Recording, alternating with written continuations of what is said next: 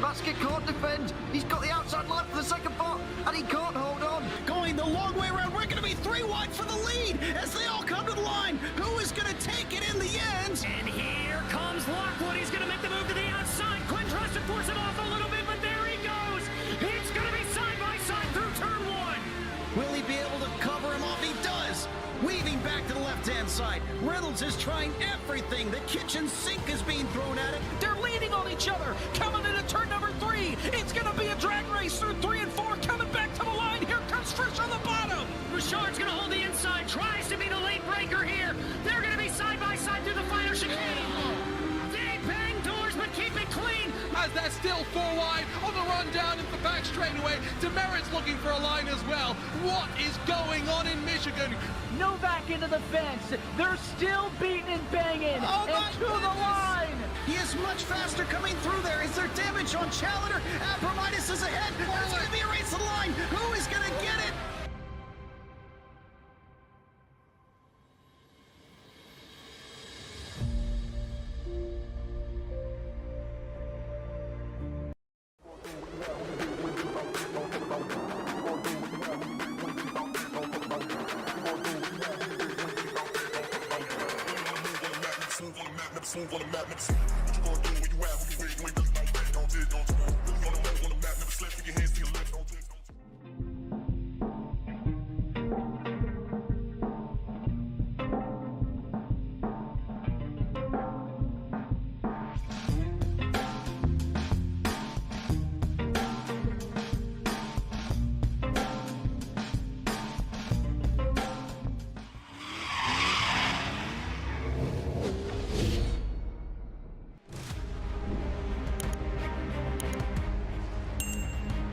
For over 70 years, a certain little locality just off of Elkhart Lake, Wisconsin, has provided some fantastic racing, and it's going to do the very, very same tonight. Hello everybody, welcome to Racer Nexus and to the midway point. It's round 5, season 10 of the High Point Racing GT World Challenge, live from America's National Park of Speed, Road America. Hello everybody, Alex Goldschmidt in the booth alongside me on commentary, Sagar Bakshi, and behind the scenes our producer Rob Campbell.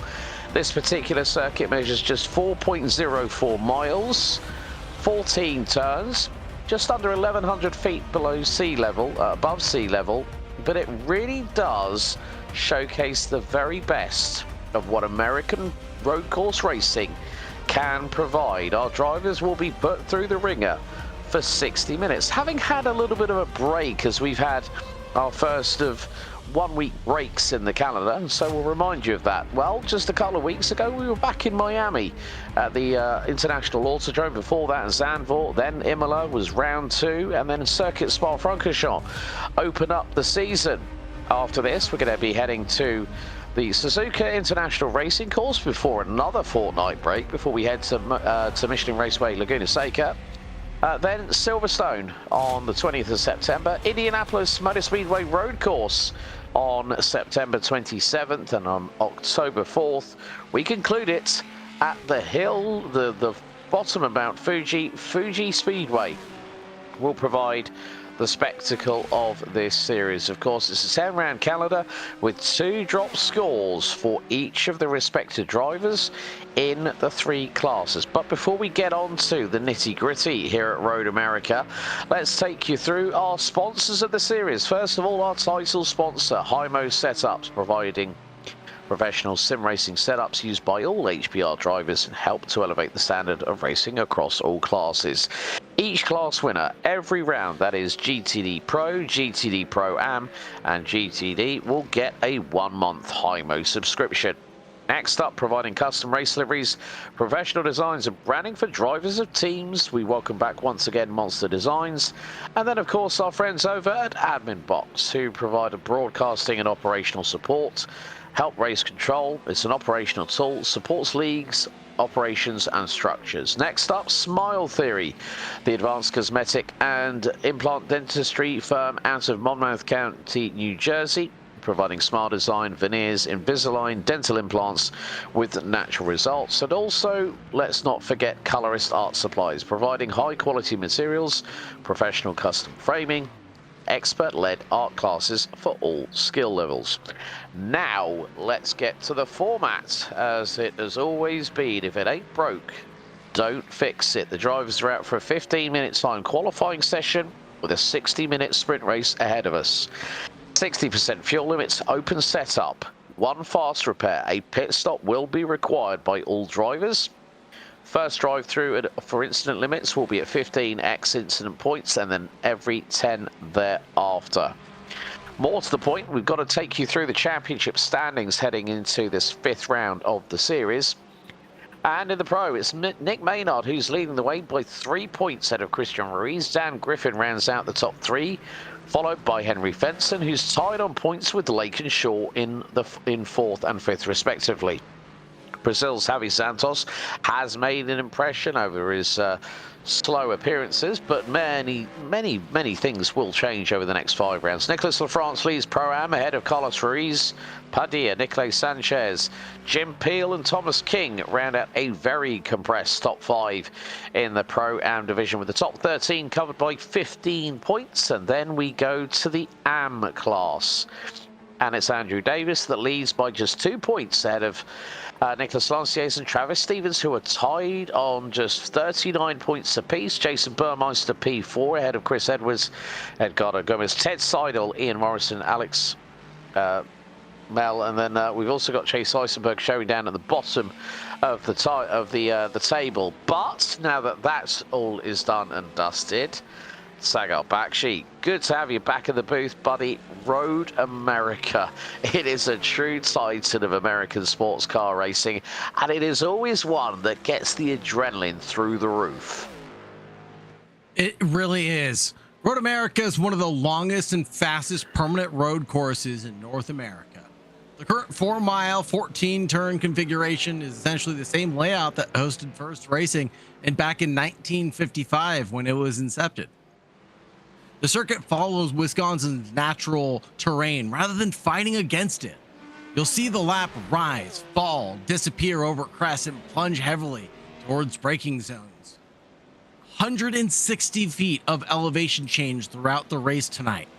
Can the drivers manage that? It'll be a challenge. And look here at turn 5, how deep the braking zone gets. Oh! On exit, drivers make mistakes, and I believe that would be Pino there. But qualifying underway now, only 4 minutes and 20 seconds left on the clock. And we'll get back to race action. Looking good right now for Dan Griffin, who tops the charts for his category. We have Jim Peel, Pro-Ams, and then Davis. Andrew Davis punching outside of his weight class right now in that number 25. Unbelievable pace. 3/10 quicker, 8/10 quicker, excuse me, than his nearest opponent. What can be done in the AM category? Well, the thing is, Andrew Davis is currently sitting 9th overall in the timesheets at the minute, but Jim Peel, the man representing the Island of Three Legs, the Isle of Man, is currently sitting P7 overall in the lovely liveried GSI Ferrari, currently sitting P7 overall on a 2-minute 3.583. He's just over a 10th and a half quicker than Thomas King, who's running in the top 8. There's Carlos Ruiz Padilla, always sticking with his tried and trusty chariot, the BMW M4 GT3 Evo, number 14, currently sitting all the way down in 7th position in the Pro-Am division, puts him at the bottom of the top 15 overall. But it is Dan Griffin, the man from 100 Force. Keep your eyes on this man from Sydney, Australia, Evolution Sim Sports, Henry Fenson, who has had his fair shares of ups and downs so far this season. Currently sitting P9 over in qualifying, but more to the point, P7 in the Pro division. We've got 8 pros. Overall, we've got a total of 27 drivers set to get themselves ready. Jace Larson, who we did see battling hard last time out in Season 9. There's Christian Ruiz, in the number 7 car, runs in the 777 entry in the GTD Pro division in the IMSA series, which recently had its 5th round this past Thursday at the World Centre of Racing at Daytona International Speedway. And there you see Ken Clodin, another driver that has switched machinery for this season, switched from McLaren to Ferrari. Travis Stevens there in the number 24 Chevy Corvette, runs 17th overall, but 2nd in the AM division, and he is 8/10 off of the man that is bringing the love for Aston Martin back to the series once again. It's the number 25 of Andrew Davis, who does round out the top 10. There's the number 101, Dan Griffin of 100 Force, his teammate Nick Maynard, the one that is leading the way overall. And that is a bit of an exit coming out of turn 5, following on from the Moraine sweep as Dan Griffin comes through turn 6 now into the hurry downs before he hits the carousel. Let's ride on board with the 101 Ferrari 296. So it's going to be down here into the left-hander here at turn 8 underneath the Speedville Bridge, and then it's going to be through the very fast and always lengthy turns at 9 and 10 through the carousel. And it's just waiting, and then we'll bury the throttle down, and then it's going to be down into the kink before we head through into the kettle bottoms before turn 12 at Canada Corner. We are seeing speeds north of 165 miles an hour. And this is the fastest part on the circuit. The drivers have to be very, very committed. It's then dropped down a couple of gears, sweep the car right through Canada Corner. Then it's up the hill through the left-hander here at Bill Mitchell Bend at turn 13. Cresting on the apex there nicely by Dan Griffin. Then sweep the car to the left-hand side, ready for the final corner. And very much like the Algarve circuit at Portimao, there is a rise after the final corner. It's up the hill, put the hammer down, and stretch the legs of that engine in 6th gear, nigh on, bouncing off of the rev limiter. Dan Griffin still at the moment is leading the way as the checkered is out for qualifying. Dan Griffin in the 100 Force 101 Ferrari 296 GT3 has put it on pole position. Dan Pino in the number 63 Ford Mustang is not that far behind him. He put in a 2-minute 2.533. Here's Christian Ruiz. Can he improve from 6th in qualifying? Yes, he manages to best Henry Fenson at the line. Travis Stevens, P3 at the moment in terms of the AM division, running 18th overall. But what a showing by the 25 AMR V8 Vantage GT3 of Andrew Davis, not only taking pole in AM, but putting himself at the bottom of the top 10 ahead of a 60-minute encounter. Here's Ian Morrison in the number 71 car, the man from Canada, and is running 7th in the AM division. Currently best effort so far at 2 minutes 6.1. Makes his way through Bill Mitchell Bend. Can the 6.2 litre naturally aspirated V8 propel this Canadian along out of the final corner, as we will hear a Faltabus finest machinery thunder its way up the crest and the long run down to the start-finish line here at Road America. Is it going to be an improvement? Oh, he was not that far off, 8/100ths of a second. But Ian Morrison will finish in 25th overall, but more importantly, that is 7th in the AM division. Decides to pull off onto the grass to conclude his qualifying session. But the battle lines have been drawn by what has transpired in qualifying here at America's National Park of Speed, opened back on the 10th of September 1955. And it is, as Cigar said earlier on, it is going to be one of those challenges just off of Highway 67. And it is one of those tracks that everyone loves. It's a natural blend of topography and great corners, but it does also mean you've got to have your head on a swivel here at this 4.048 mile circuit, 14 corners. Each of them has their own set of sudden nuances, but we are waiting to move on to the racing here, and it will then bring us to the halfway point of this 10th season of the HPR GT World Challenge. Don't forget, ladies and gentlemen, with regards to the scores, it is going to be the case that the best 8 scores will go towards their title pushes. And at the end of Season 10, our respective Pro, Pro-Am and Am champions will gain a free entry to Season 11. And with that, they'll get $30 in their back pocket, just to recognize the fact of how much everyone has been working so hard. And Sagar, you have to give it up to Carlos Ruiz Padilla, the HPR overlord himself, and his crew behind the scenes for making this work. Absolutely. Thank you very much to everybody behind the scenes for making this work. It's not just a one-man operation. It's an entire team that goes into it. From race direction, race control, admins, everybody in between that makes the races happen here at HPR. Thank you very much for supporting us here at Racers Nexus. We appreciate you. Let's get over to the starting grid here at High Point Racing. It'll be Dan Griffin and Daniel Pino on the first row. Then on the second, it's going to be Nicholas Maynard, Big Nick, and Jace Larson. Following that, 5th and 6th belong to Christian Ruiz and Henry Fenson. After Fenson, it'll be Xavi Santos and Jim Peel. After Peel, it's Thomas King and Andrew Davis. Kenneth Cloden and Nicholas LaFrance follow that in his Porsche. Scott Farrell and Will Adam in the McLaren and BMWs. Carlos Ruiz Padilla, Chris Edwards are in the 8th row. Row number 9 going the way for Chris Nauman and Travis Stevens. And 19th and 20th, Nikolai Sanchez and Daryl Rodriguez. Donald Powell and David Henry, 21 and 22. Nicholas Lanciere and Jason Burmeister, 24th. Ian Morrison and Edgardo Gomez, as handsome as he is, in 26th position. Alex Melgar and Matthew Mai rounded out in 28th. But it's all eyes here on the 101. Dan Griffin.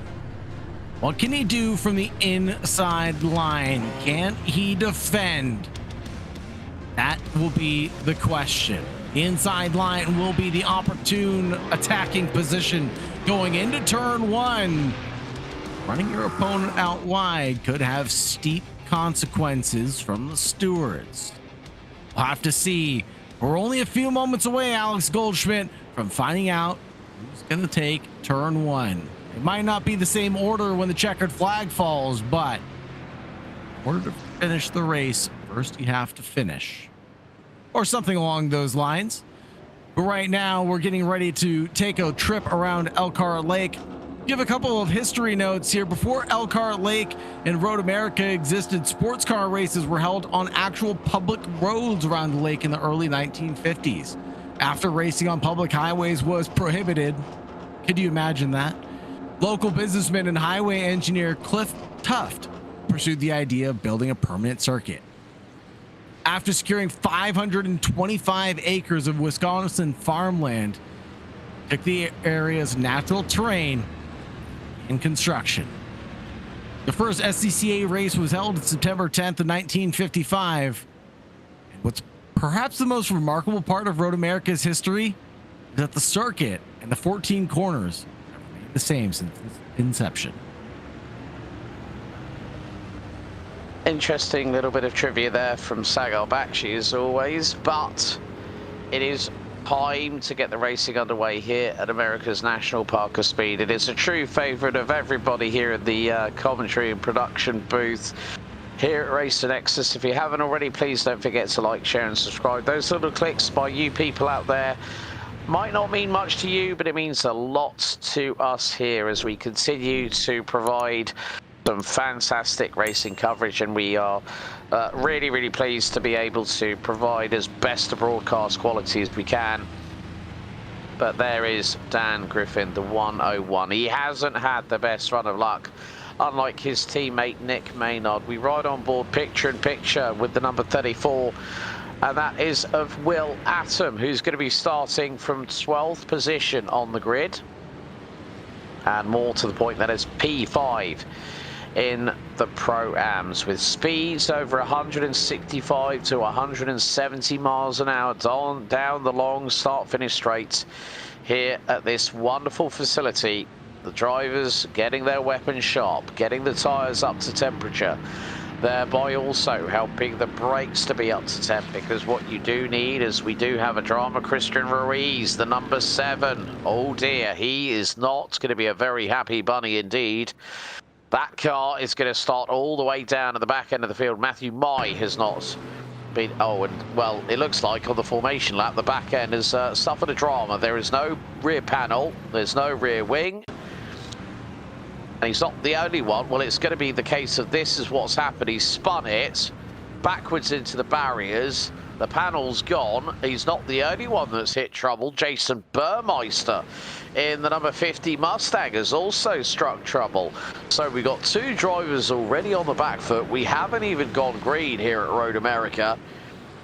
This is where things get down to business. This is the halfway point of season 10. From this moment on, it means that every point does count. The M2 Cup safety car is about to peel off. There it goes. It's Griffin and Pino on the front row as we are set and ready to go racing. And under green here at Road America, America's National Park of Speed. Round 5 should be a cracker. We're green, we're underway, and it's going to be the long run down into turn number 1. Dan Pino tries to stride to the outside of Dan Griffin, and he gets to nose ahead in the number 63 Ford Mustang. Larson and Maynard are right there with them, but Griffin's going to get the inside line for the opening corner. Hangs out the Chilean to dry, so to speak. Maynard might see a little bit of a window opening between himself and Jace Larson through turn 3. He does go. Look at the front jump. Oh no, Dan Griffin again! I cannot believe it! Dan Griffin is around and everyone scatters. Oh my days! Dan Griffin puts it on pole, and all of a sudden, by the end of turn 3, for the 101 100 force car, it all goes horribly wrong. Here's the Racer Nexus replay. He turns it in. He lost it on his own. Dan Pino goes grass cutting. Everyone scatters like Skittles. And Griffin again has to fight his way back through the field. But Dan Pino now leads. Maynard in second. Larson in third. And Larson spun it well.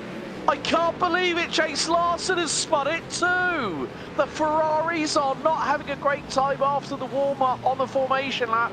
Griffin and Larson hit trouble, and Pino is having the best day in the office. And look at this, Carlos Ruiz Padilla is now up into 10th position. He's trying to go around the outside of the carousel on Andrew Davis, and he could make that move work. The man from Puerto Rico gets through. Bold move.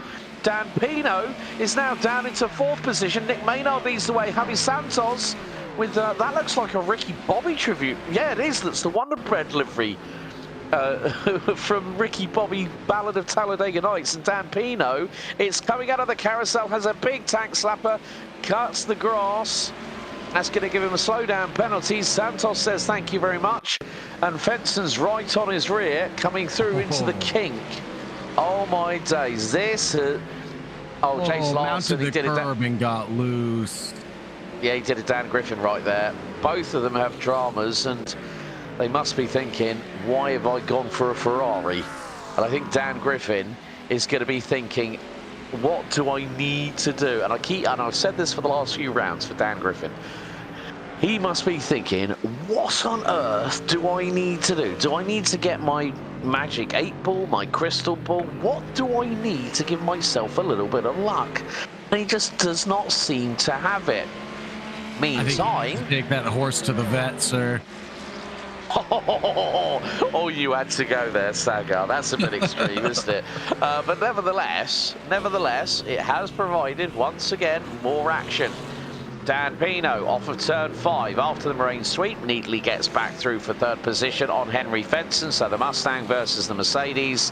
But Nick Maynard is already 1.8 seconds up the road as Nicolay Sanchez has just got through for P9 on Andrew Davis. Who's behind them is, what's happened? Right, Carlos Ruiz Padilla is now back down into 11th position, currently running P6 in the Pro-Am class, but oh my, well, Alex Melgar has had trouble as well in the 44 Ferrari, so they do say that bad things come in threes. It seems like bad things happen to Ferraris in threes, so that's Melgar, Larson and Griffin.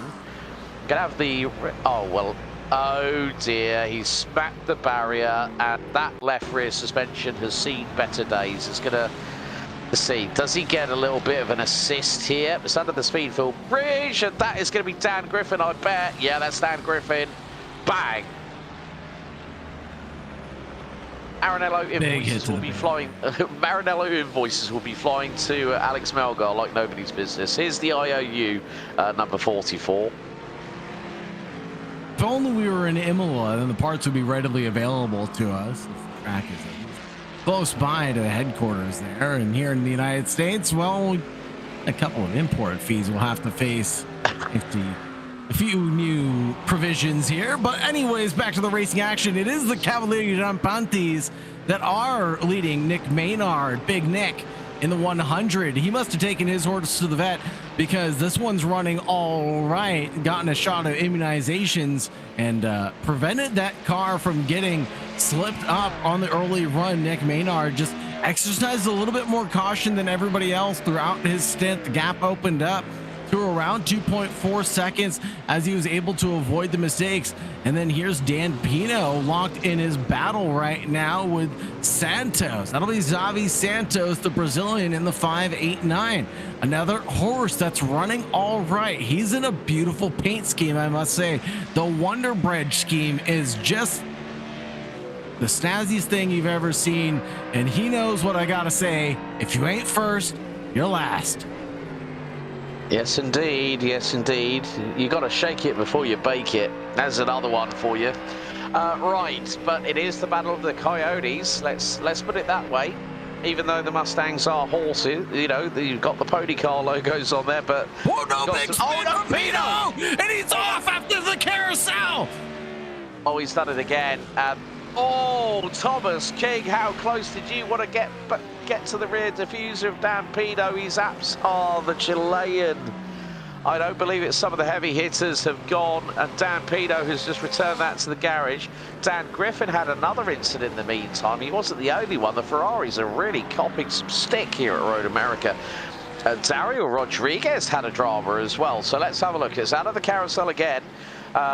Once bitten, twice shy, and it's on the grass, and bang! Front takes the impact, establishing the steering, the upright suspension, but Thomas King in the Rexy livery Mustang. How on earth did he dodge that one? That was a bullet he definitely dodged. It was like he was playing Russian roulette and just about got away with it. And he is closing in on Nicolas Lafrance in the number 18 Porsche. That is the battle for P2. In the Pro-Am division, Ken Clodin is not that. There it is. There's the top three. Make that the top four in Pro-Am there, Sagar. So we got Ken Clodin leading the way. He seems to be doing better in his Cavallino Rampante. We've got the Mitre Weissach with Nicolas Lafrance in second, but Thomas King in Rexy the Mustang is closing in. Scott Farrell in the lead in the only McLaren on the grid, and here comes Thomas King down the Moraine sweep into turn 5. That is neat as you like, as the number 3 gets through by a whisker, cuts across the front bumper. That is what we big slide from the number 3 on exit, though, is going to send him a little further down, back behind Nicolas Lafrance.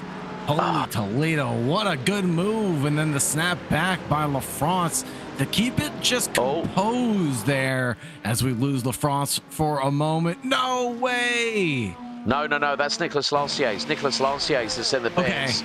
And he was chasing down, I think, Edgardo Gomez. No, it's Lanciers. And Gomez to the inside of him and clatters into him, and they both go into the gravel off of turn 5. Mamma mia. And we're not even in Italy. That was indeed a spicy meatball. Ian Morrison and Nicolas Lafrance. Here we go, back to the 18 in front of King. That Roxy. I'm gonna add to that. On the time you're gonna leave at the space. All the time you got to leave in the space, the spicy meatball space. You must leave the 3 meatballs on the outside of the track at all times. Oh dear, this is the This is how we get cancelled. This is how we get cancelled, Alex. No. All I can say is we've had chaos. We've got chaos on the track. We've got chaos in the commentary box as well. But hey, you know what? Look at this. Thomas King. He's got through. Back again. Start finish straight. Got through. And that's one of the things we always notice. The Porsche always has been the little bits of the slight gap it's weak in a straight line. It's weak in a straight line. But in mid-speed and high-speed corners, nothing can beat it. And look at the run he's got now on King. And bearing in mind that Clodin, King and LaFrance are 4th, 5th and 6th overall. Dan Griffin, I'm not surprised, has called time. Dan Pino has called time. I think Alex Melgar is still back running again. Nicholas Lanciers has been in the pits for nearly 2 minutes. But look at this, Scott Farrell in the number 12. He is closing in. So whilst King and LaFrance have been battling over 2nd position in the Pro-Am division, Scott Farrell, he's just got the racehorse blinkers on at the moment, Cigar. And what he's doing is just concentrating on his own race. And sometimes you're better off doing that. Whereas we've seen some of the hard chargers and the top drivers that we've got in this league, like Dan Griffin, like Dan Pino, they have both come unstuck and they've decided, you know what? I don't think Road America's good for me this week. I mean, just look at Farrell's lap times, 2:05.216 that last time by, compared to the 2:05.6, 2:05.5 from the drivers up the road. So, I mean, he is faster in his own right. But the problem becomes catching is one thing, passing is another. And when you catch up to slower cars or cars that may not be running the same racing line as you, the problem evolves into something a little bit more challenging, that you get sucked into that slower car's pace eventually. So Scott Farrell may be in a prime position to just sit back and eventually get by LaFrance or King when they make their own mistakes. They have been prone to making mistakes when they're on the attack. He can sit back and wait for another opportunity. But the Send Endurance team doesn't seem to be the style or the flavor to just sit back and wait for opportunities to come. Also, in the meantime, the battle between Andrew Davis and Chris Edwards is really heating up in the AM class lead. And they're both 10th and 11th respectively. So we've got the might of Gaydon and Aston Martin and a Falterbach with Mercedes-Benz. Chris Edwards, let's not forget, Miami for him was a round to forget. He put it on pole, ended up finishing the race rather early, let's say, because not to his own fault. But you can see there that both these cars, they are pushing like crazy. And who is in front of them? Well, it just so happens to be the number 14 of Carlos Ruiz Padilla, who is still running. P6 at the moment in the Pro-Am division. Started 15th, so has gained 9 places so far, or 6 places so far. Look at Nicolás Sanchez, who's actually in front of him and is 2.6 seconds up the road. He started 19th on the grid. He's the biggest mover of the night so far. 11 places gained. And look at this. It could be the fact we could have a top 5.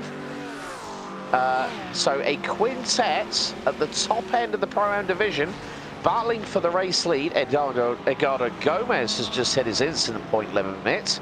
So the Mexican in the number 37 Acura NSX GT3 Evo 22 is going to have to go down the pit lane. But already the first 12.5 minutes here at round 5 of HPR GT World Challenge Season 10. I think the Chinese fireworks were let off a little bit too early for everybody wondering what was going on at Sagar Bakshi. Yeah, I mean, it's not nighttime here at Elkhart Lake, but the fireworks definitely went off on the first lap. The Ferrari's faring not too well on the evening, but look at the way that Porsche just cut over the curbs. That was absolutely gorgeous. Daniel Rodriguez chasing down right now Burmeister, who started from pit road up 6 positions from where they ended up beginning of this event. But Daniel Rodriguez driving his Ferrari, trying to do some work tonight, up one position last time around, 204.9, just a hair faster than Burmeister right up the road, but the pair can work together to try to catch up to Morrison, potentially well within eyesight. Yeah, Ian Morrison has already made up 8 places over the course of the race distance so far, as we are nearly 14 minutes of the way through this 60-minute encounter here at Road America. Nicolas Sanchez closing in on Nicolas Lafrance for P3, the 2 Porsches going into battle, the number 18 versus the number 2. And as you can see, there has been some gravel brought onto the circuit. We ride on board on the right side door panel of Nicolas Sanchez as they come out of the carousel. Now it's going to be the run down through the kink. And here, where on the roof cam, you're really going to get an understanding of the closing rate of speed with these GT3 vehicles. Sanchez, you can hear that 4.2 litre flat 6 boxer engine producing over 520 plus horsepower, depending on BOP, of course. No one likes to mention BOP when it comes to a GTD or GT3 race itself, but Sanchez really has got the bit between his teeth up through Bill Mitchell Bend into turn number 14 as Ken Clodin still holding on to the class lead. But look at this, Thomas King in the Rexy liveried Mustang, the number 3, up 4 spots, looking to make it spot number 5 and take the Pro-Am class lead as they complete their 7th lap for this race. And look at this, Sanchez getting the run on Lafrance into turn 1, pulls to the right-hand side with a millimetre precision behind the rear bumper of the number 18, and Nicolas Sanchez dives through, but Lafrance nearly gave him a little bit of a love tap from behind just to try and get the counter-offensive on point. But Sanchez, he gets up into P3 in the Pro-Am division, but it's not a case of if, it's a case of when does Thomas King pull the trigger and send it through. Here goes Burmeister on the inside of Morrison. So the Mustang gets through on the Merc. And that is a change for P3 in the AM division. Rodriguez is right there, he's dived to the inside. Morrison one wheel, left rear on the grass. Burmeister runs wide coming out of turn 3. Morrison trying to counter-attack on the run down the Moraine sweep. They are line astern, these 3. Not much between them, about 2.5 tenths of a second. Burmeister going on the defensive, heading down into turn 5. Morrison to the outside. Here comes Rodriguez. He's trying to find a way through the middle. You're not going to thread the iron needle through there in a Ferrari, I'm afraid. But Morrison gets through, kicks up the dust with the rear right tyre, up through underneath the Corvette bridge into turn 6. Then it's into the right very shortly, heading into the hurry downs for these 3 drivers as Carlos Ruiz Padilla has got a Ferrari right on his, well, has got a Ferrari on his case, and that is not going to be, well, that is not a, I think that, yeah, that's Christian Ruiz. Ruiz has started, well, he was one that started from pit lane, and he is now up into 9th position, 4th overall in the pro class, and bearing in mind, he, along with Jason Burmeister, they did end up starting from pit road. Travis Stevens in the 24 Corvette has had some dramas here today. He's currently running P23 overall, but more to the point, he's P7 in the AM class. He very much was in the frame for a good run this past Thursday for HPR IMSA Series 6 Round 5. Jace Larson side by side. This is with Andrew Davis. It doesn't matter what class you're in here in the HPR GT World Challenge. There are battles everywhere you look. Jace Larson now up into 11th overall after that massive spin on the opening lap, following after what happened to Dan Griffin.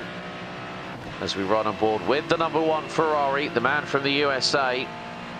And he's got to try and find a little bit of time to close on in to the next car up the road, which will be Carlos Ruiz Padilla, the man from Puerto Rico.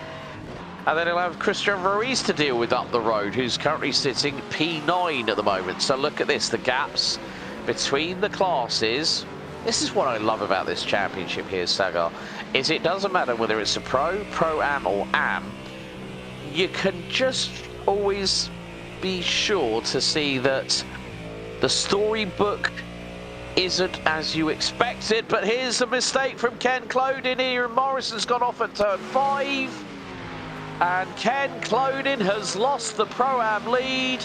Rexy, the Mustang, and Thomas King in the number 3 now take the lead at one of the fastest points of the circuit. We're going to see the mistake here. It's coming out of the carousel. Ken Clodin runs wide onto the grass, keeps the hammer down. Thomas King says, thank you very much. That is a mistake that could have been much worse. Going off wide at the exit of the carousel can be deadly. We've seen it happen before, and it won't be the last time it happens, but able to come back into P2 and stay within striking distance of King in front. It's going to be the opportunity. Christian Wee is able to battle it out with Scott Farrell currently as they exchange a little bit of paint, but it's not a battle in class. It's a battle just for bragging rights. You're right. That is the one thing I do love about HPR, is that regardless of if it's a battle for class or a battle overall, everybody shows a lot of respect and a lot of dignity to each other, and giving each other racing room and the ability to go wheel to wheel.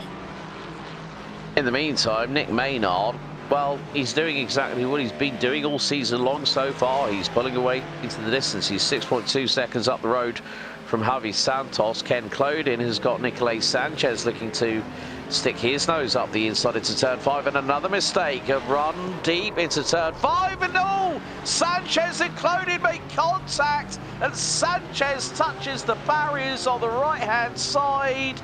Oh, it's all happened again with just coming up to the 20-minute mark. It was unstoppable force versus immovable object, and here goes Scott Farrell. Scott Farrell, can he get through on Nicholas Lafrance? He goes round the outside of him. Beautiful move by the man in the McLaren. Oh, we've got a race on our hands here at America's National Park of Speed. Everywhere you look, there's battles everywhere, and there's beautiful round the outside overtakes. Scott Farrell does the old Slim Shady at turn 6 on Nicholas Lafrance at P2 in Pro-Am with Thomas King a little bit further up the road. Let's have a look at the replay here. So this is going to be where we see Christian Ruiz get through, and this gives the opportunity. Lafrance unable to do what he can, and this is going to be going through into turn. Yeah, that was pretty much the move. He got the move done before they'd even gotten out of the corner, and Scott Farrell went right. P2, I'll take that. Here's the repeat of what we've just seen. Ken Clodin, it's this, it was just the fact that Ken Clodin went on the accelerator, and you're going to see here from the helicam shot, Sanchez gets to the inside, big run of speed from him, and then, well, I'd like to see the onboard from Ken Clodin, to be completely honest with you on that one, because I think Ken was just hoping to cover him off, and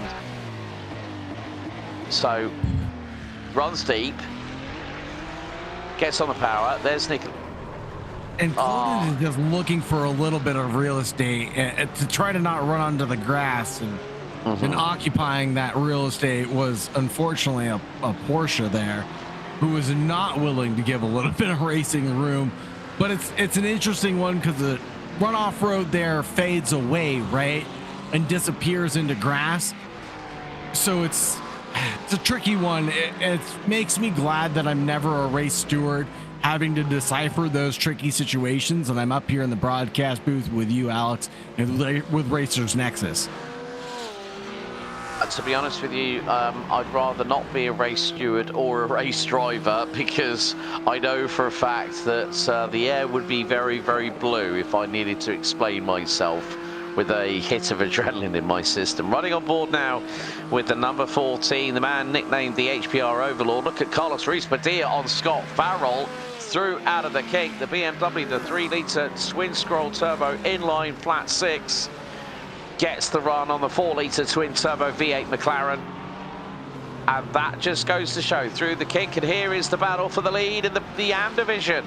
Chris Edwards trying to go wheel to wheel, side by side for the briefest of moments with Andrew Davis. They've got Will Atom right on their rear diffusers at the moment as they go through in towards turn number 14, on board with the number 34 BMW.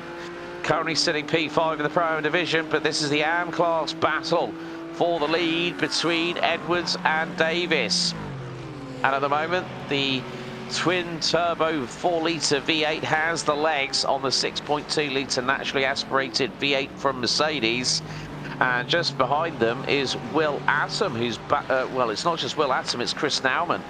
Chris Nauman, who we saw very much front and centre in Season 9 for the GT World Challenge. Carlos Ruiz Padilla starting to pull away. He's now up into P3 in the Pro-Owned division. But he's got a car in between himself. That's Jace Larson he's got to try and catch before he can start getting on to the back end of the likes of Nicholas Lafrance and Thomas King. Chris Nauman diving to the inside of the BMW of Will Atom through turn 5. Will Atom, was a bit too close for comfort for the 34 of the 87 as they head up. That could have been a Kenneth Clodagh situation again. Oh, yeah. Lightning strikes twice at the same place. Well, you never know. We are this first 24.25 minutes, folks, has quite literally flown by. Why? Because there has been so much going on. I would have to say, if you want, if there's ever a reel of how action-packed HPR GT World Challenge is, just clip together what you've seen in the first 24.5 minutes here at Round 5 Season 10. And that will give you a real understanding. On board with Nicholas Lafrance, who's got Jace Larson closing in on his rear bumper. But bearing in mind, this is a battle for it's not a battle for class position. It is a battle for on-track position. That's Nicolas Lanciers has just received a black flag penalty, so number 51 in the AM division is going to have the trundle of shame down the pit lane. But let's see. Flash of the lights from Jace Larson to say to Nicholas Lafrance, keep out of the way, I've got drivers to hunt down. And that will include the number 7 of Christian Ruiz. Side by side between the Ferrari and the Porsche. And the Ferrari has the inside line, so Jace Larson neatly through. Well played by Nicholas Lafrance to keep that spatial awareness very much front and centre, having his head on a swivel, running on board with the number 87 of Chris Nauman in the 992 GT3R Porsche, battling away with Will Atom. He was right behind Andrew Davis in that battle pack, and now is right behind him. Let's see if we can get a replay of what happened to the Mercedes driver. The number 88 was ready to attack, and then all of a sudden goes deep and wide with a kiss of the kitty litter at the bottom of the key, and then we'll lose 2 positions there, but just for bragging rights. And unfortunately, he was in a prime opportunity to attack looking forward, but now has 2 opponents ahead of him, Adam and Nauman, both occupying the real estate that he needs to be in to attack Andrew Davis in that, well, the only Aston Martin on the racetrack today. Yeah, Chris Edwards now finds himself 1.7 seconds behind Andrew Davis, who has really brought this Aston Martin Racing V8 Vantage kicking and screaming to life, and really showcasing it is a car that is still very, very capable. And when you look at the amount of championships that the new Evo package version of the car has competing in the GT World Challenge Europe, powered by AWS, British GT, IMSA, all GT3 classes across the world, even in the DTM. Right, okay, Nicholas Lafrance has pitted from P2 in Pro-Am, so we are just over 2.5 minutes until half-time here at HPR GT World Challenge Season 10, Round 5, so I think it's a pretty fitting time just to give you a quick reminder and a big shout-out to our sponsors of the league. Firstly, to Hymo Setups. Next up, to Monster Designs. Then our good friends with the wonderful custom Racer Breeze professional designs and branding for drivers and teams. Then also Admin Box, helping with regards to broadcast, operational support, helping race control and supporting leagues. Smile Theory, our good friends for the advanced cosmetic and implant dentistry out of Monmouth County, New Jersey. of course, colorist art supplies. But time to give you the rundown on the top 5 as we approach the halfway point here for round 5, season 10 HPR GT World Challenge, live here on Racer Nexus with Alex Goldschmidt and Sagar Bakshi in the commentary box. Rob Campbell, our man behind the scenes, doing all the production work. Nick Maynard leads the way overall in the GTD Pro side of things. And he is ahead of Javi Santos, the man in the Wonder Bread Mustang from the land known as Brazil. If anyone might remember the old, where they used to do the, whenever you hear a Brazilian commentator talking about a Brazilian driver crossing line first in a Formula 1 race, gap between them 7 seconds. Henry Fenson, the man from Evolution Sim Sports from Sydney, Australia, rounds out the top 3 in the number 10 Merc, as Nick Maynard puts in the new fastest lap of the race at 2 minute 2.770. Christian Ruiz in the number 7 rounds out the top 4 in the class. And Jace Larson in the number 1, currently running 6th overall, rounds out the top 5. Pro-Am, it is Rexy the Mustang with Thomas King leading the way in the number 3. Carlos Ruiz Padilla in the number 14 BMW rounds out 2nd ahead of Scott Farrell in the number 12 McLaren, who's not that far behind him. Chris Nauman rounds out the top 10 overall, and he's got Will Atom who rounds out the top 5 of the class right on his rear diffuser. That's your top 5 in Pro-Am. Andrew Davis in the number 25 leads these 2 drivers I've just spoken about into turn 1. He's P8 overall, leads in Am. Chris Edwards 12th overall, 2nd in the class. Jason Burmeister running 15th in the number 50 Ford Mustang, rounds out the top 3 with Travis Stevens in the 24 Corvette and Dario Rodriguez in the number 21 Ferrari 296. And that is your top 5 roundup. As I say that, Dario Rodriguez mows some grass after having a bit of a tank slapper. That's just fate of circumstance, and he spins it, not a commentator's curse. I was just talking about it and something happened. Fate of circumstance. Say whatever you need to tell yourself, Alex Goldschmidt. The commentator's curse is the commentator's curse. I'm going to tell you, Lewis McGlade would agree with me on that one. He says exactly the same thing. It's just like you're talking about someone, and yeah, something happens. And then they go, you put the commentator's curse on me. No, I didn't. You were on the screen. You did something wrong. It happens. It's racing. I think it's more prevalent in sim racing because drivers happen to have the stream up at the same time. They hear their name and they perk up, and you know, all of a sudden they make a mistake. But you know who's not making mistakes tonight? That's going to be Mr. Davis right now in that 25. Just again, we said it during the qualifying session, and I'll say it again during the race.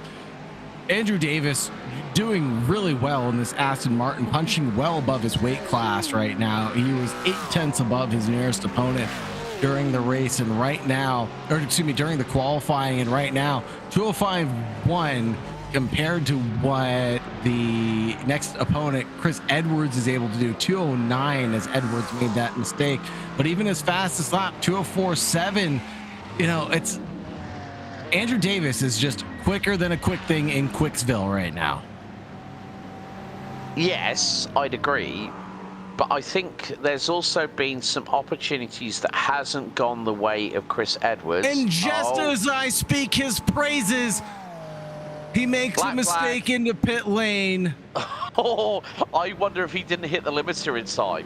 I want to see. He was probably listening to the broadcast. If we can, please, producer Rob, can we see his entry into pit lane? And if he didn't scrub off enough speed, please, pretty please, with the cherry on top. Fatal mistake. Now Rob's going to get the dashboard UI up and everything. He's going to make it happen. Rob is one of the best producers we have here at Racer Nexus. Other than myself, of course. We're looking for a replay of Andrew Davis coming down pit road. Car 25. So literally, the minute Sagar, you were talking about him, as I said, fate of circumstance, it happens.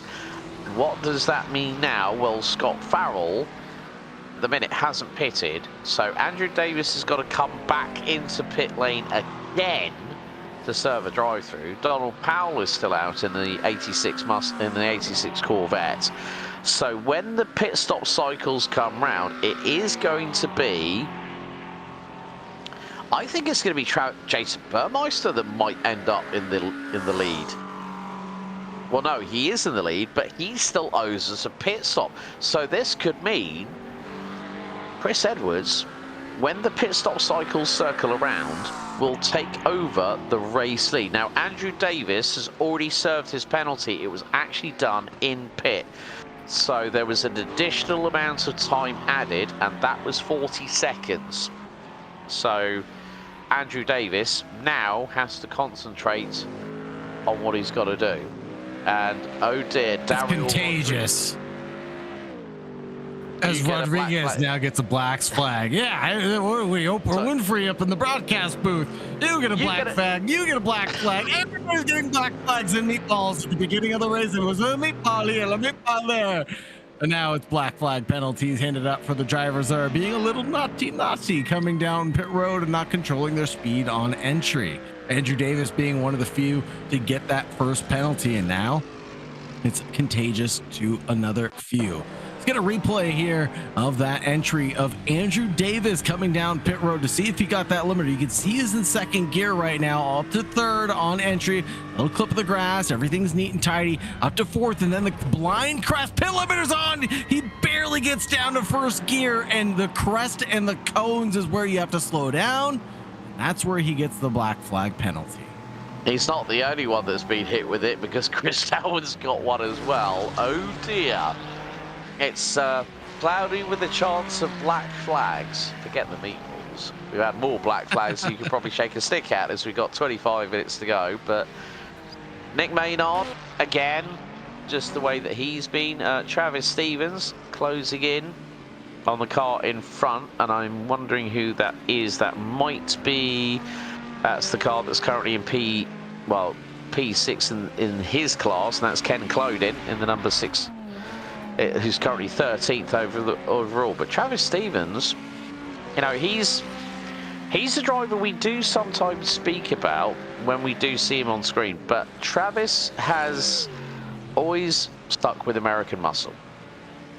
And he's now running P2 in the class, currently running 14th overall. Chris Edwards now, after the black flag penalty, which turned into a pit lane time penalty of 40 seconds for Andrew Davis, as Dario Rodriguez in the 21 Ferrari 296 is now serving his drive-through penalty.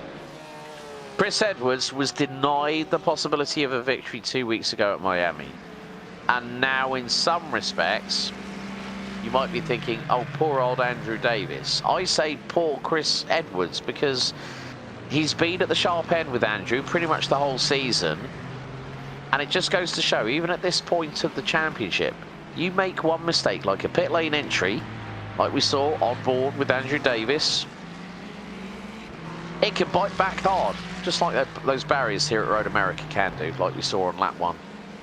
A couple of tire bearers collecting some body parts for their souvenirs here at Road America tonight. Drivers around Elkhart Lake not providing themselves a little bit of buffer on the race start and causing a little bit of undulation in the order, but it's led to great excitement. The High Point Racing League GT World America Challenge. We're at Road America as we broach the halfway point of this event. It's been looking pretty for the drivers who have made it through cleanly. Farrell and LaFrance negotiating the following bottom of the hill corner. That'll be turning 3 together, and LaFrance getting in front of Scott Farrell. And it seems like LaFrance was just, well, complicit in that overtake. Yeah, well, in the meantime, speaking of people that were not complicit when it came to battling side by side, Nicolás Sanchez has been in the pits for over 5 minutes now, and that is costing him some severe time and is hurting the number 2 Kraken machine in terms of what we saw earlier on. Travis Stevens now in for his pit stop, so that now promotes Jason Burmeister up to P2, 14th overall. Andrew Davis now currently running P18 and is 3rd in class. He's trying to close in on David Henry in the number 9 Ferrari, who is the last of the runners out on track in the Pro-Am division. But the battle between Nicholas LaFrance and Scott Farrell for P3 in Pro-Am continues. biggest mover of the night so far, based on the current positioning of the grid. Jason Burmeister up from 24th at the start in the number 50 Ford Mustang, now up 10 spots, runs P14. He's trying to chase down Ken Clodin, who is the best part of nearly 5 seconds up the road. So I think it's just a case of Jason Burmeister getting his head down and seeing what he can do over the next 21.5 minutes. There's Ken Clodin, currently running P7 in the Pro-Am division, P12 overall. And bearing in mind, we have one Pro-Am in the top 5, and that is car number 3, the Ford Mustang and the Rexy livery. Thomas King having the opportunity now to start to pull away. And just briefly in the back of shot, you saw Carlos Ruiz-Padilla. So Carlos Ruiz-Padilla now up 9 spots, having started in 15th. Now runs P6, trying to close in on the Ford Mustang. And basing it on the pace that we're seeing between the two cars, Sagar, last time round, Thomas King a 2:04.27, Carlos Ruiz-Padilla a 2:04.75. So the Mustang really starting to stretch its advantage around the circuit here at Road America. But we do know that the BMW does get stronger in the latter part of the race, being as a lot of people consider it as the GT3 all-rounder, so to speak. Yeah, that BMW really is a great all-round vehicle. I mean, it is a manufacturer special. That's what makes it so unique. A 3-liter twin turbo inline 6, capable of 590 horsepower, but obviously due to BOP configurations being listed a little bit lower than that. Front engine, rear wheel drive, top speed is pushing around 180. It's a dependable workhorse of the GT3 field, really. It's stable, predictable, and it's just popular for endurance racing for its unique platform. Often promoted by a unique driver, Samantha Tan, who's been making her way through the ranks of endurance racing, doing very well in her categories. Not only Samantha Tan, also 9-time motorcycle world champion Valentino Rossi is a big fan of this car. He's raced in the World Endurance Championship. He's also been racing in GT World Challenge Europe, mainly with regards to Team WRT. And more to the point, that is why the BMW is such a loved vehicle. It's very much in the same ilk of the, if anyone remembers the GTEs back in the good old days of the World Endurance Championship with the big beast, as they nicknamed it, the M8 GTE, and it was always funny to see the memes when the BMW was made to look bigger than everything else. Thanks to Adobe Photoshop, as Nick Maynard now starting to get through some back marker traffic, and that was Travis Stevens in the 24 that he's got through. So Nick Maynard, we haven't seen much of him, but he seems to be the driver that is really keeping his nose clean. Every single race we've gone into battle, Nick Maynard is just pounding the laps at the moment. And bearing in mind, with just 18.5 minutes to go, folks, he is nearly 17 seconds up the road from the Wonderbred Mustang, the number 589 of Brazil's Xavi Santos. And Maynard has the overall fastest lap of the race, 2 minutes 2.770. And on cue, thank you, producer Rob, the Wonderbred Mustang, front and center. The man from Brazil, Xavi Santos, has really shown some good, consistent results over the rounds that he's taken part in so far. Shaking and baking, there we go, down at the bottom. Love that little touch there. Flash of the lights. Wonder. Yeah. Red. Yeah. Oh, wait, no, sorry, wrong theme song. That's the Thundercat theme song. But no, Xavi Santos, go ahead. I'm going to say, I hope next time out he brings the big red livery next time. If you don't bring big red, then you. Yeah, yeah. That's why you just went. Yeah, imagine that, a big red Mustang with big red emblazoned on the side of it. But yeah, he's about to pass Edgardo Gomez. Old Spice is next. Mexico. Old Spice is next. Oh dear, you're gonna have Terry Cruz's head all plastered all around it as well, because he's been the figurehead for that. You know, they're like the ambassador for them over the years. The man who never seems to age, Terry Crews. Boy, when you take care of your health as much as that gentleman does, Yeah. that's the magic the guy- sauce, is never stop moving, eat healthy, work out every single day. I'm doing none of that stuff. I'm going to die young and fat. This is your life with Sagar Bakshi, everybody. Sponsored by Sargento Cheese. Will Adam in his chase down for Farrell at the bottom of the hill, turn 5 on board to the bottom right hand side of your screen. Beautiful picture in picture here of the number 12 chasing down the number 12. It looks like it might be on like Donkey Kong right now, but we still have time remaining in this event for mistakes to be made from cars ahead. It's better to not strike first like a Cobra and maybe think about the long-term gains. 1 point now or a few points gained in this event doesn't mean necessarily that you'll win the championship, but you can lose it by going for a low percentage move. I think what we're seeing now is Will Adam exercising a little bit of discretion as the better part of valor on this attack, waiting for a prime opportunity. He puts the pressure on coming through the kettle bottoms. This is going to be a drag all the way down to Canada corner. 34 has the inside line. Can he get it late on the brakes? He's stopping in time. Look at the anchors go in Canada, and he uses all the runoff road that he's paid for here on the iRacing platform and cuts through like a knife.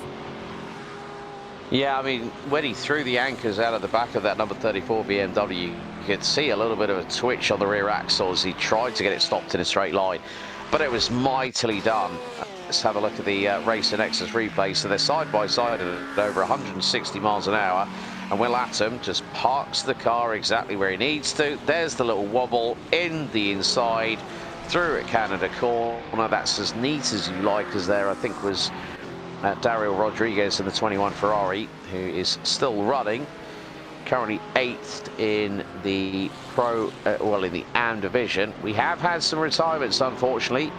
Well, Alex Melgar is still running. Nicholas Lanciers is still running. Dan Pino and Dan Griffin out lap 3. Jace Larson looks like he might have called it time on lap 17 as our race leader Nick Maynard currently very sick. Oh, Jason Burmeister. Burmeister has gone off. Burmeister, second in AM, has gone off the track. Oh no. My goodness. And that was down the hill out of... That was out of turn 1. That was out of turn 1. Let's have a look at the replay. Big lick of speed. Nose dips down, turns it in. And, oh, well, back end swaps around and bosh. Well, at least it was actually pretty much parallel.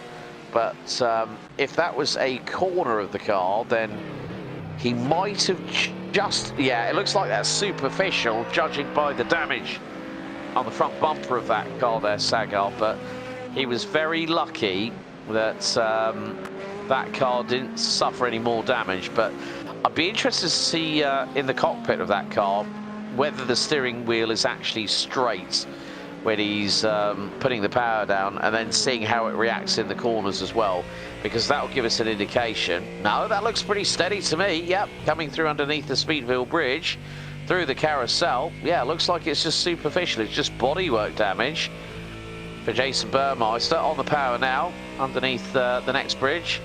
And then, let's see, through the kink. Yeah, that looks pretty good to me. So it's just superficial. So Jason Burmeister... Oh, but with mistakes like that, he's obviously distracted. He's getting caught up by Powell now. He's filling that rear view mirror up is just causing the 50 to be mistake prone at this point, and he's pulling over to the side. I wonder if the damage is a little bit more than we suspect right now, as he's kind of limping it around the racetrack. Can Davis be the next car? Oh no, he's not. Davis be the next car to catch up as he relinquishes the opportunity to come down pit road. Davis, with that drive-through penalty earlier on, can find himself not only in a podium position, but in P2. He's about 6 seconds back, but closing down like a hawk. Right, okay, interestingly enough, Jason Burmeister with that drama, 2 minute 21.6, Andrew Davis, 2-minute 4.4. So that is a big chunk of time. I think if you all out there at home could do the maths, that's a lot of seconds. That's 17.2 seconds he's lost. But also, Andrew Davis is not the quickest driver overall out of the field. I'm going to say this. Dario Rodriguez in the 21 Cavallino Rampante, the Ferrari 296, has actually set the fastest lap of the race in this division. Not by much though. Andrew Davis's fastest lap, 2-minute 4.096. Dario Rodriguez, 2-minute 4.018. Now that's very tight here amongst every single category, and we see drivers often kind of performing outside of their division as well, as the lap times favor one driver just based on skill, experience, and time at a track. Here's Carlos Ruiz Padilla under attack right now from La France in the 18. Well, Adam watches on in the background on this battle, and he's licking his lips saying, "You gentlemen duke it out. I'll pick up the pieces that remain." Number 71 trails behind and watches an epic battle unfold with La France and Carlos Ruiz Padilla. Wheel to wheel out of turn number 3. It's going to be a drag race down to the bottom of the hill at turn 5. Ruiz Padilla falls in single file line behind Nicolas La France. And with just over 10 minutes to go, if I was Carlos Ruiz Padilla, I want to be the one that's actually being pulled along. But now to the inside he goes, through at turn 5. Off of the Moraine sweep, La France to the outside and just about cuts off the front bumper.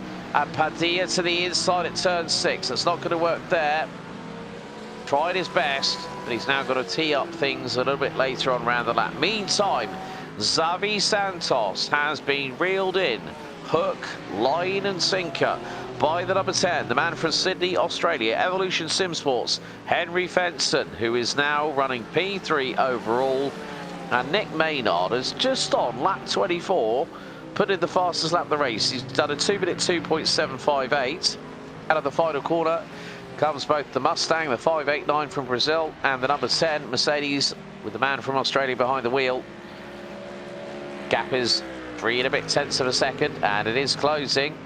But Henry Fenson needs to be within that quarter of a second window behind Xavi Santos coming out of turn 14 to really have an opportunity to get that slipstream when he needs it the most. Down the hill go our drivers in second and third, as we've got Carlos Ruiz Padilla in third place in Pro-Am battling with Nicolas La France. So this is both respective battles in Pro and Pro-Am for second position. Fenson getting closer and closer. Under the Sargento Bridge go our second and third place runners overall. Mustang versus Mercedes. Down in towards turn 5 off of the Moraine sweep. Fenson tries for the crisscross. Here out of turn 5, kick up of the kiddie litter by the right rear wheel of the Mustang of Xavi Santos as they go through into turn number 6. And, oh well, Christian Ruiz, the number 7, is going to have to serve a black flag penalty. So, despite having dramas, nevertheless, it's been a good recovery from Christian Ruiz, starting from pit lane. We're going to need a third picture-in-picture because Jason Burmeister is under attack from Andrew Davis right now. Davis has caught up so much time over the past few laps. The gap has come down to just 1.5 seconds. What is going on here in the final 10 minutes, Alex? Jason Burmeister lost a big amount of time.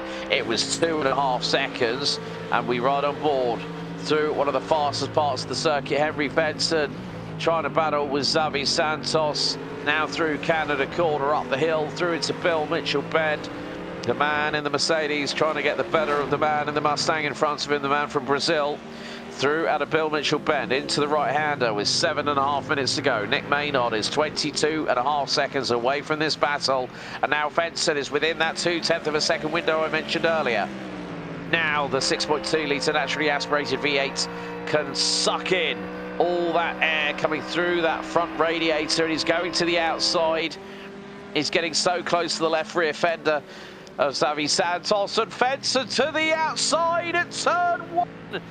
Can he just about make it through the wheel-to-wheel down the hill through toe? Fenson, oh, he rubs paint with Xavi Santos through into 3. Can Fenson try it again? Now at a 3, down the moraine sweep into turns 4 and 5, a little cheeky flash of the lights there. And there's the razzle-dazzle mental psych tactic from Henry Fenson. But he could have got it done had he been a little bit more aggressive maybe, but trying to throw it around the outside at turn 1 is not easy here at Road America. Carlos Ruiz Padilla, oh, he's trying to take more of the dust along with the track as well with him to close into Nicolas Lafrance. So we got Santos versus Fenson, Lafrance versus Padilla, Burmeister versus Davis. 3 battles, all for P2 in Pro-Am, and Am with 6 1/4 minutes to go. It ain't over until the fat lady sings. Hey, quit making comments about me, Alex. Calm down now. Calm down. Hey, I wasn't talking about you there at all.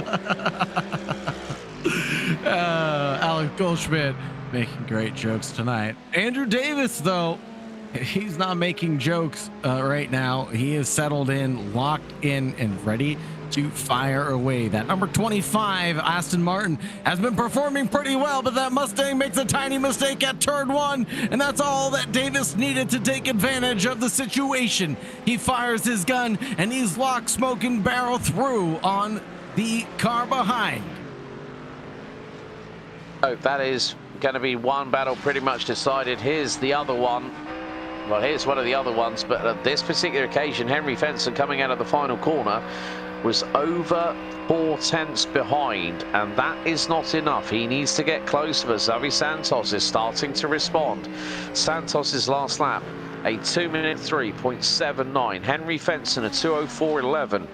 And the gap now down to 3.5 tenths of a second as they go down the hill through turn 2 into turn 3. Now it's the run towards the moraine sweep through out of 4 and into the left, the 90 left here at turn 5. And that Mercedes, as Christian Ruiz serves his drive through penalty for being given the black flag by iRacing Race Control. As we ride on board with Henry Fenson, the man from Sydney. Just that wonderful noise of that naturally aspirated 6.2 litre V8 underneath that very long hood of that 3-pointed star machine. You can just see that as we're getting closer and closer to the checkered flag, the drivers are taking a little bit more risk. But with that, does that mean that you get a reward at the end of it? Well, it depends if you go over your incident point limits.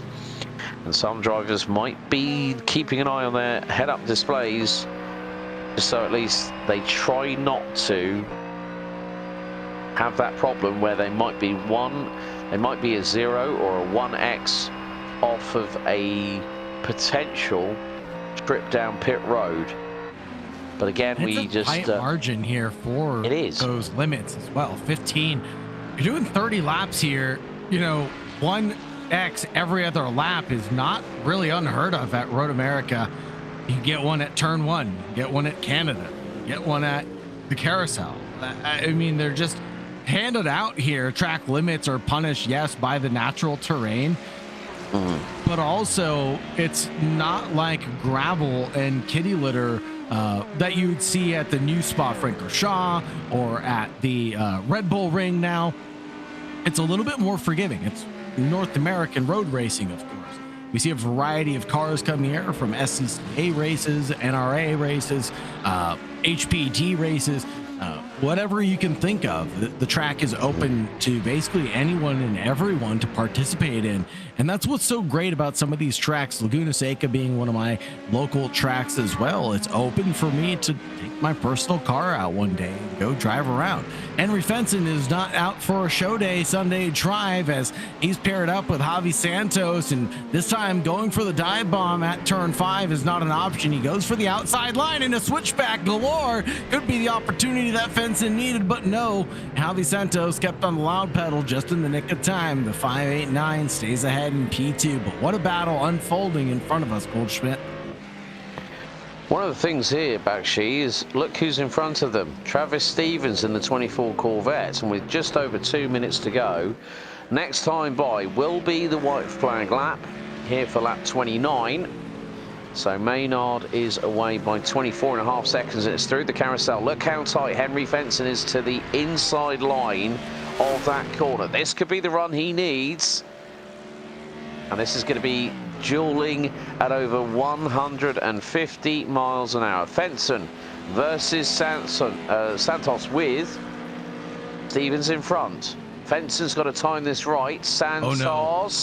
Santos gets a little bit impeded, and here goes the move. Fenson's got the drive up the hill through Bill Mitchell Bend. He's going to sweep to the outside line. The Aussie gets through on the Brazilian. That is exactly what I thought might happen. And one of the things Santos might be aggrieved with, well, there was a little bit of a ping issue there for Travis Stevens. But you can see there from this, right? Santos, he gets a bit confused. Where does Stevens end up? He thinks, oh, have I hit him or something? And here's Fenson. He just takes complete advantage of the situation. And that's something you don't see often at Bill Mitchell Bend. But more to the point, we are on the white flag lap, and Nick Maynard is already 40% of the way through the lap. He's just coming up towards the Corvette Bridge, under which he goes through into turn 6. But the battle between Fenson and Santos is not quite done yet. La France and Padilla for P2 in Pro-Am. They are 1.1 seconds apart. And then you look at Edwards. He's quite a way ahead of Davis and Burmeister, who ran at the top 3 in the AM side of things. But Nick Maynard, so far, once again, he has led from the front. He has not put 1 foot wrong. Coming up to the final 10 seconds as Maynard now heads into the fastest part of the circuit, through the kink, through the kettle bottoms, heading down towards Canada Corner at over 155 miles an hour. What a run it has been for the man from 100 Force in the number 100. Didn't qualify on pole.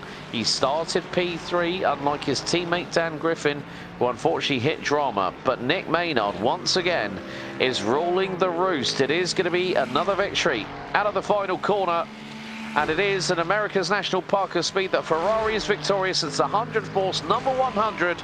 Nick Maynard wins round 5 here at HPR GT World Challenge. Henry Fenson from 6th on the grid with just 2 laps remaining manages to get a move on Xavi Santos thanks to Travis Stevens in the number 24 that will round out the top 4. But Henry Fenson, the man from Sydney, Australia, will bring Mercedes' finest machinery across the line ahead of the Brazilian.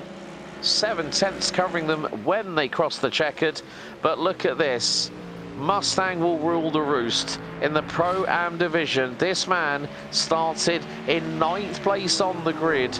Rexy the Mustang, piloted by Thomas King in the number 3, has now managed to do what he thought would not be possible. Out of the final corner, Mustang rules the roost in Pro-Am as Thomas King, over the crest, comes across the stripe to win round 5 in the Pro-Am division.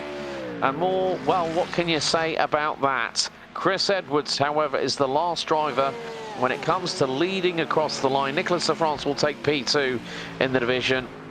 Carlos Ruiz Padilla will take P3, but Chris Edwards has been at the thick and sharp end of the AM division. Miami did not go his way, but when we came to Elkhart Lake, Wisconsin, the number 88 Mercedes will bring it home here at America's National Park of Speed. Chris Edwards started 16th, 4th in class. He will win the AM division here as we hit the halfway point of season 10 of the HPR GT World Challenge.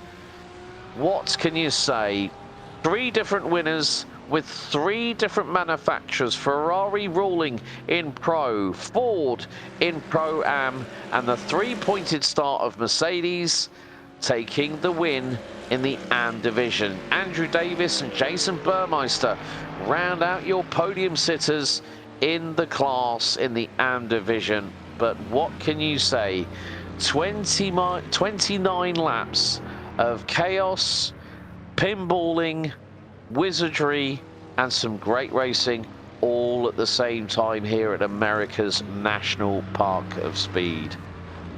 I think all that can be done is for one of us to start singing, Alex, because the show is over.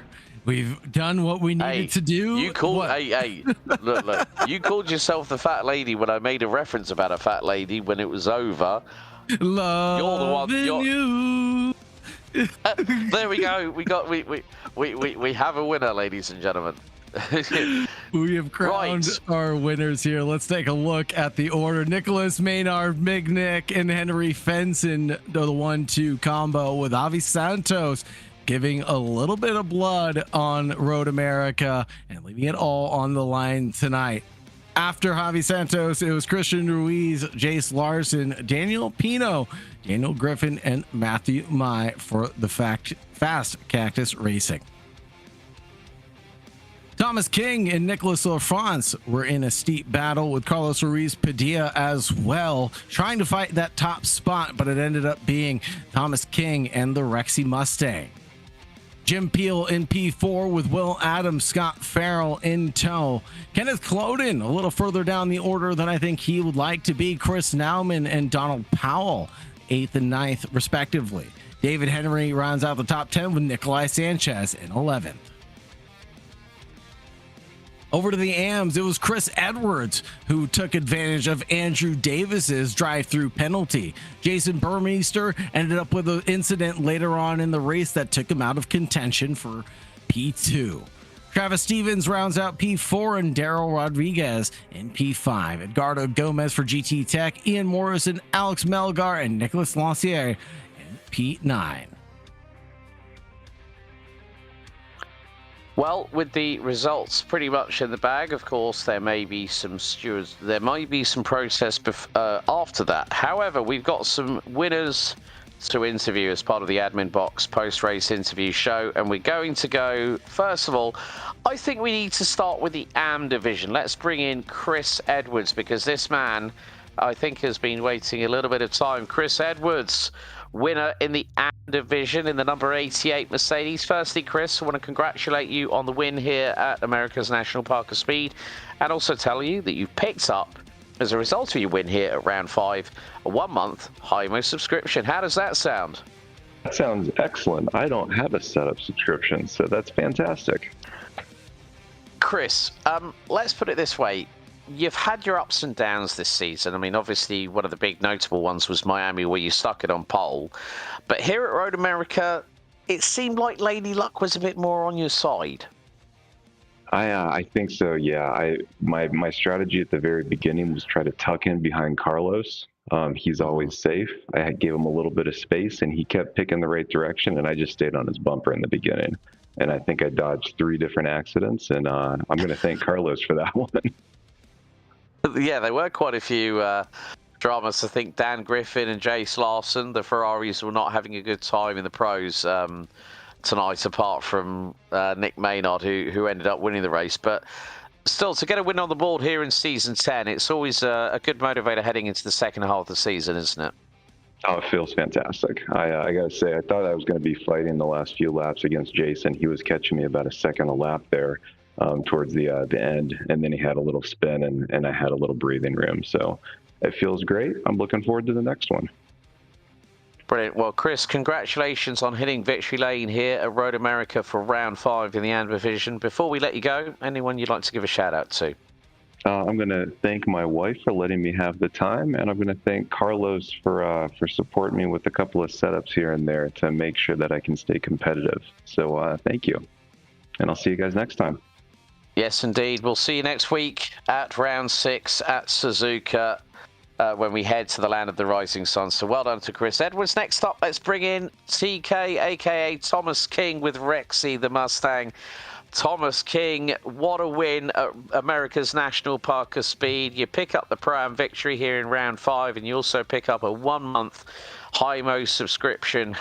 How are you doing? First of all, congratulations. Oh, I'm to the moon right now, man. I'm going to be honest. I wasn't expecting a lot coming into this. It's not one of my better tracks, but just kind of kept to it and kept my head down, and things just kind of came to me, and I got lucky as it went. think you also got very, very lucky when you nearly hit the back end of Jace Larson after he spun on lap 1 as well. I mean, how close did you get to his rear ring and rear diffuser? It was like cat-like reflexes there, my man. It came up pretty quick, I won't lie. It was a definite Code Brown moment. I was definitely sitting a few inches taller after that, but was just happy to make it out clean and be able to keep on trucking along. Yeah, I mean, it's been a really competitive Pro-Am division as well. When you look at who we've got in there, we got Will Atom, Jim Peel, Nicholas LaFrance, Carlos Rees-Padilla. Scott Farrell's been showing some good progress in the number 12 McLaren. It's going to be a tough second half of the season when we start with Suzuka next week, isn't it? Yeah, no, I think we all needed the break. This Pro-Am class is absolutely stacked. I mean, it's just neck and neck racing every single race. Doesn't matter the track. Me and Carlos go back and forth quite a bit. You know, it's a lot of fun. I'm looking forward to the rest of the season. I'm hoping I can continue this little streak rolling, you know?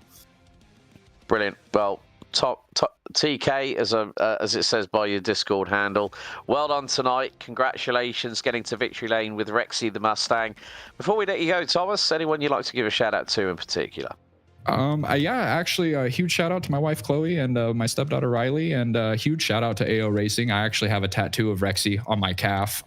Huge fan of them. Been following them ever since. They've really gotten me into the motorsport area, and can't thank them enough. And you guys for throwing this amazing broadcast week in, week out, and HPR for being able to host such an amazing season every season. Brilliant. Well, Thomas, well done tonight. We'll see you in a week's time at round 6 at Suzuka. Thank you so much, Alex. You guys have a great one. Last but by certainly no means least, we need to speak to our winner, and he's done it again. Nick Maynard joins us. Nick, I can't believe this. You are having such a run of form here at the moment in HPR GT World Challenge. How are you feeling? Man, I would be lying if I didn't say I was feeling pretty great. Yeah, it's fun to string along, you know, some races like this. I've just been very, very fortunate to, you know, dodge some accidents and just have the car in the right place at the right time. And it's racing's fun and easy when it goes this way. Especially when your teammate who put it on pole spun right in front of you coming out of turn 3 on lap 1. Now that must have given you a little bit of a Code Brown moment there, my man. Yeah, I don't think I took a breath again until lap 2. Because then we were all bunched up side by side, and everybody was everybody was wanting to win tonight, and just it was a bummer to see quite a few people have some issues and kind of drop back. But that's racing, and I am just very, very thankful to have experienced these last 4 races. Yeah, it's a streak that that a lot of people are trying to break, but at the moment you've just got that run of form where it's just working the right way. But we head to Suzuka for round 6 next week. How are you feeling about that one? Well, to be honest, I'm kind of bummed because I will be on vacation, so I won't be here. So the next time we'll see you then is round 7, September 13th, Laguna Seca then. That's it. Yeah, I'm gonna have to. Yep, I'm gonna have to use one of my drop rounds to cover the vacation there. But I'll be on a beach relaxing, and I'll definitely be tuning in and watching the race though. Brilliant. Well, Nick, before we let you go, buddy, once again, you pick up another 1-month IMO subscription, courtesy of our title sponsors. Anyone you'd like to give a shout out to tonight? Of course, all my teammates over at 100 Force. We picked up a couple really fast new guys that will be announcing soon, and we're starting to grow and do some fun things over here. So keep an eye out for us. So shout out to all my teammates. Well, Nick Maynard, once again, a pleasure to talk to you, and enjoy your vacay. We'll see you round 7 at Laguna Seca on September the 13th, but well done again. Sounds like a plan. Thank you. Well, that really wraps up the Admin Box post-race interview show here here for round number 5 of season 10 of the High Point Racing GT World Challenge. The dust has settled here at Road America, but we head to the land of the rising sun in just 1 week's time. And you can join us here on Racer Nexus with myself, Alex Goldschmidt, Saga Bakshi and Rob Campbell, where we do it all again, another 60 minutes, but Japan always brings spectacular racing. Until then, thank you so much for watching, and good night for now.